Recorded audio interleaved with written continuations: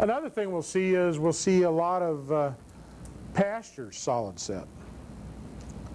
Not to this extent. You will run into a lot of people in this industry that have their 5 acres and their 4 horses, and they have their little horse pastures. Or they might have a cow or 2 out there to keep it mowed down, or a little flock of sheep. And they're gentlemen farmers, and they're going to have risers out across that field. Now we got another problem. Risers with livestock don't mix too well. So what we want to do, cattle, the norm for cattle is that they love to rub on anything. So if you put that sprinkler head up there 3 feet, you just made a rubbing post out of that sprinkler.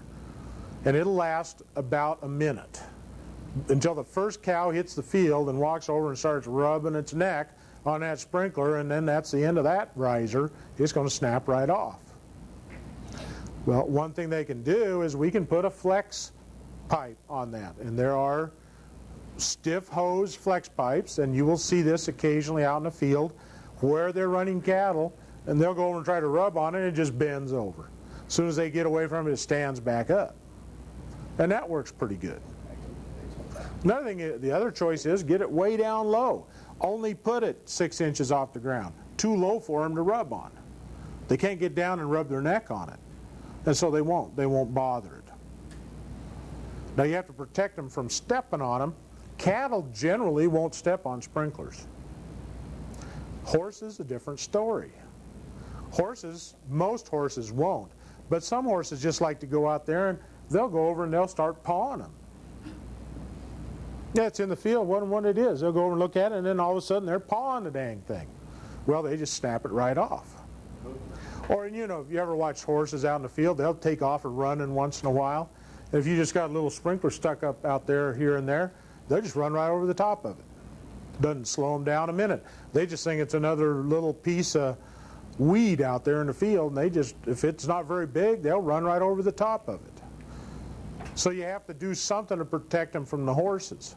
And generally you have to put some kind of a little sleeve around them to make them semi-horse proof. I never say totally, because they'll find a way oftentimes. Best story I have on doing a horse pasture was we put in a system out to the southwest of town, and we put sleeves. We took 8-inch PVC pipe, and we put the sprinklers 1 foot above ground, and we brought that 8-inch sleeve right up to the height of the head. Now that was always high enough off the ground so that the horse could see it very well, and it was tall enough they didn't want to step on it. Now occasionally they might want to think about kicking it, but it was just about the right height, so they didn't interfere with it. They didn't mess with it. But that high out of the ground, always visible, big enough so that if they knew if they stepped on it they might get hurt, so they didn't mess with it. And we got a call from the homeowner and said, horses are knocking those darn standpipes over. And I'm thinking to myself, we got a standpipe that's 1 foot high, 8 inches, we got it sunk 1 foot in the ground, we got it 1 foot above ground, we got a 2-foot chunk of pipe in there, we filled it with gravel to center the sprinkler in it to keep it from wobbling and also give it a lot of stability. So if the horse did happen to hit it with its hoof, it's not just going to shatter it, because it's full of something and it anchors it. Well, we get out there and this horse happened to have tread marks on it, I don't know how that horse ever got an ATV wheel on its foot, but the young son had been out in his four-wheeler and he'd been running into him with his four-wheeler and knocking him over with his four-wheeler. But they tried to blame the horse on it. So I had the owner come out and says, does that look like a horse print to you? And enough said. The horse has never bothered another one.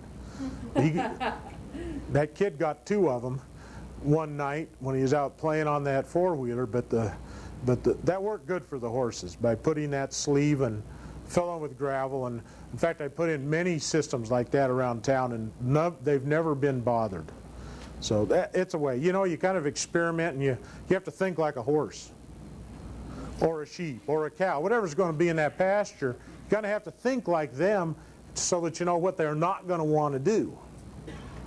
You put a hand line out across a horse pasture, and within a year they'll have that thing just kicked to pieces. Because they'll go over and they'll just start pawing on it. Or they'll just step on it. They're not paying attention. They'll just step on it. And a horse with a shoe on it can do a real damage to aluminum pipe in a hurry. So you always have to find ways to eliminate that. Or if you put a regular hand line out in the field, while it's watering, the cattle won't bother it, but you should turn it off and leave it overnight, and you have 3-foot risers on it, for example, they'll rub every one of them off. They'll snap every one of them right off that hand line by the time morning comes, because they're going to go rub on each and every one of them. It's just the nature of the beast. So you have to understand the beast. Once we understand the beast, then we can design accordingly.